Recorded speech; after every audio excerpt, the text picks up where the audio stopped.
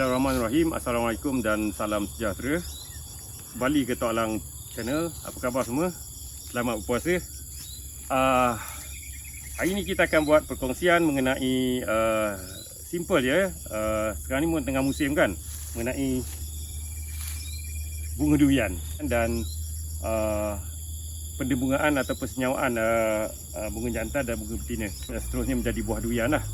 Okay, tapi sebelum itu seperti biasa, kepada sahabat-sahabat semua yang masih lagi belum subscribe Tok Alang channel, bolehlah tekan butang subscribe sebagai tanda sokongan kepada saya untuk meneruskan lagi perkongsian cara-cara penanaman durian, perkongsian aktiviti kita di kebun. Like sekali. Sekarang ni musim bunga, musim bunga. Jadi sebelum durian berbuah dia kena bunga dulu. Dan alhamdulillah pada tahun ni saya rasa seluruh Malaysia satu negara kita ni memang tengah galak berbunga lah. Dan di depan saya ni pokok D24 pokok yang lama saya dah tanam dulu. Kalau kita tengok bunga banyak kan, bunga banyak jatuh. Dekat atas tu masih banyak lagi. Kalau kita dapat tengok kat atas sebagai contoh lah. Jadi seperti saya beritahu tadi lah, kalau ngikut pakar, mengikut saintis lah, pakar-pakar yang buat kajian, mengikut kajian daripada pokok durian ni, kalau secara semula jadinya peratusan dia untuk lekat jadi buah lebih kurang antara 1 hingga 2% je. Katalah untuk lekat 10 biji buah, dia kena ada 1000 putik bunga. 1000 bunga akan lekat lebih kurang 10 biji je buah. Kita rasa benda tu pun sebenarnya taklah rugi ke, orang kata kan tak ada rezeki dan sebagainya. Sebab kalau lekat semua, pokok kita akan patah akan patah. Jadi tujuan saya rasa Allah jadikan bunga sebanyak ini ialah untuk memastikan supaya ada persenyawaan ataupun pendebungaan berlaku kepada pokok kita. Okey, sebelum itu seperti saya janji tadi, kita akan tunjukkan bunga jantan, bunga betina. Macam Nujum 14 Alang katalah, itik kan yang berenang, dia bagi teka-teki itik tu kan, yang mana jantan, yang mana betina. Jadi untuk bunga pun ada juga teka-teki dia. Mari kita tengok. Saya ambil contoh ni contoh. Itu bunga yang cantik sikit. Okey, ini cantik. Inilah. Okey, saya nak tunjuk Okey, jadi bunga kita tak payah ambil bahasa saintifik lah. Ini bunga kita yang jatuh kan. Ini kelopak bunga dia. Okay, kita tak payah pakai nama saintifik Kita ambil jantan dengan betina je. Kalau tuan-tuan semua, saya rasa ramai orang tahu, pokok durian dia tak ada pokok jantan, dia tak ada pokok betina. Sebab dalam satu kelopak bunga ni, dia ada jantan dan dia ada betina. Jadi kalau orang kata pokok dia tidak berbuah sebab pokok jantan, itu agak silap sikit lah. Okay, jadi ini bunga dia. Yang ini, yang ada warna merah ni kan, yang ni warna orange sikit ni, yang tengah ni. Okey, inilah bunga betina. Yang keliling ni ialah bunga jantan. Ini stigma dia panggil ni. Ni kita tak payah cakap lah statement ke apa tu, sebab kita biar dulu. Kita ambil ni jantan, ni betina, yang keliling ni semua jantan. Okey, ya, tugas jantan ialah nak mensenyawakan, mendebungakan betina ini supaya dia jadi putik buah. Okey. Jadi cara persenyawaan pokok durian, saya rasa jelas kan? Bunga jantan, bunga betina. Okey. Cara persenyawaan yang pertama, pokok durian, dia macam ni. Kita biasa dengar kan, dipanggil self pollination, iaitu pendebungaan atau persenyawaan pendebungaan pokok sendiri. Maksudnya kalau pokok di 24 ni, dia hanya ada sepokok je kan. Dia menggunakan bunga jantan dia sendiri untuk lekat. Dia biasanya dia agak sukar sikit untuk menjadi buah.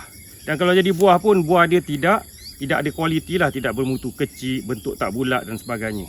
Sebab apa dia kata gitu? Dia macam ni.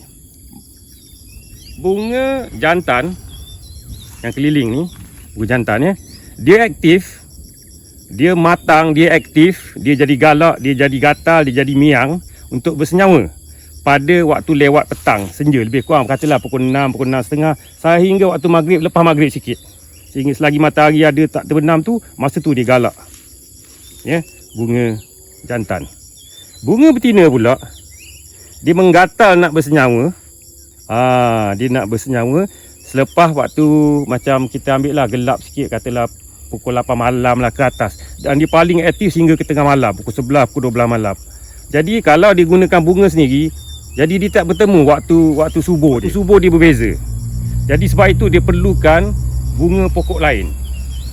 Yang itu kita panggil cross pollination tu, perdemungaan silang ataupun perdemungaan kacuk. Biasa dengar kan? Jadi disilang dikacuk dengan pokok lain. Okey, disilang dan dikacuk dengan pokok lain. Jadi siapa yang mengkacukkan tu? Dari semula jadinya ialah binatang, serangga dan sebagainya yang aktif pada waktu malam. Di petang dia mula keluar, dia hisap apa, dia ambil makanan ni apa semua kan. Pada waktu lewat petang, malam, senja tu, dan dia makan, dan bunga-bunga jantan ini lekat dekat badan, dekat kaki dan sebagainya, pergi ke pokok lain. Misalnya di 24, dia pergi dekat musang king ataupun pergi dekat di 88, dia akan bawa bunga jantan dan pergi kepada bunga betina, lekat lah, lekat. Itu dipanggil cross pollination. Self pollination pokok sendiri, cross pollination maknanya penembungaan daripada kacukan daripada pokok lain. Jadi dia peluang dia untuk bersenyawa menjadi buah durian tu lebih tinggi. Okey, barulah dia punya peratusan yang kata tadi, antara 1% hingga 2% tu nak jadi buah tu kemungkinan akan berlaku, dan buah pun akan jadi cantik. Dan binatang yang paling popular, yang paling buat kerja ialah kelawar lah. Kelawar sebab dia aktif pada waktu malam dan dia tidak merosakkan bunga. Ada juga orang kata semut pun boleh. Kalau semut tu keluar waktu malam, aktif waktu malam, insya-Allah dia boleh. Dia pergi bunga ke bunga, tapi dia biasanya dia ada pokok yang sama kan. Dan ada juga orang kata lebah, kelulut dan sebagainya. Kalau ada bukti lebah, kelulut tu aktif pada waktu malam, insya-Allah dia boleh bantu kita. Tapi kalau kelulut tu hanya waktu siang, maknanya tidak berlaku jugalah perdemungaan kita pada waktu malam tu. Okey, itu yang kedua. Yang ketiga dipanggil assisted pollination. Assisted ni daripada perkataan bahasa Inggeris assist lah. Orang kampung saya panggil assist. Assist ni maknanya bantu. Perdemungaan berbantu. Maksudnya kita sebagai tuan punya kebun, tuan punya pokok, kita bantu pokok ni untuk perdemungaan pokok-pokok ni. Dengan cara biasa kan kita tengok dalam video yang orang ambil pakai berus kan. Itulah dia dipanggil assisted pollination. Iaitu sebagai contohnya bunga ni lah. Katalah di 24 ni saya nak kacukkan dengan musang king saya kat ujung tu. Pokok saya tak banyak, ada 5 pokok je yang berbuah ni, pokok lama. Okey, jadi saya akan ambil pada waktu petang, senja, bunga-bunga jantan yang aktif ni. Sama ada saya letak dalam cawan, saya buat gini, ataupun saya potong yang ujung ni potong bunga ni semasa dia tengah matang nantilah. Sama ada kita buat cawan macam ni, kita tadah, ataupun kita potong-potong ujung ni, kita ambil, kita letak dalam cawan dan kita ambil berus. Pada waktu malam kita datang lagi kebun kita. Pada waktu malam, pukul 11 malam, pukul 12 malam, start pukul 9 malam ke atas tu boleh lah. Kita pun pergi dekat pokok-pokok bunga yang rendah-rendah lah. Pokok saya tak buat tinggi, tak panjang macam mana kan, tinggi. Jadi kita pun ambil dan kita akan ambil berus tu, kita buat kat sini.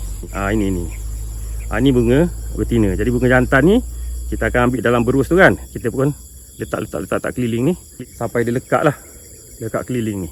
Bunga-bunga jantan kepada bunga betina, dan insya-Allah dia akan bersenyawa lah menjadi buah durian di sini. Putik akan jadi sini kat tengah ni, dipanggil ovary dia. Rahim dia tengah-tengah tu yang bulat tu. Okey, macam orang juga kan. Dia beranak tu kat dalam rahim dia. Sini tu macam ovary dia, rahim dia lah. Ini. Okey, barulah dia akan, insya-Allah dia akan berputik. Itu pun belum tentu lekat lagi. Dia ada banyak faktor lah untuk jadikan buah tu lekat. Tapi insya-Allah lah, lagi banyak-banyak bunga ni dengan gangguan monyet dan sebagainya kan. Saya pun monyet kadang-kadang masuk juga, walaupun kita macam-macam tua kita buat, jarang-jarang sekali dia masuk. Terutama pulang kera yang besar, ada 4-5 ekor kat kebun saya ni kan, dia memang masuk, dia tak takut dah. Orang-orang pun dia takut, bunyi alarm pun dia takut. Okey, tapi tak apalah, rezeki dia makan bunga-bunga kita sebagai penjarangan sebab kita pun tidak ada angan-angan untuk semua berlekat buah. Dia akan jadi berat, akan jadi patah pokok kita.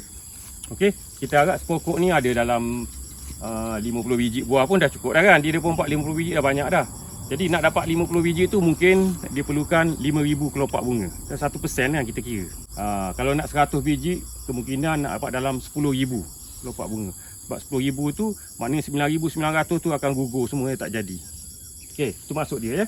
Jadi itu perkongsian kita pada kali ni lah. Bulan-bulan puasa ni kita turun juga ke kebun. Sayang kebun tu, terutama yang kecil-kecil belakang tu. Okey, saya rasa itu saja perkongsian kita pada kali ini. Sekian, Assalamualaikum, bye-bye.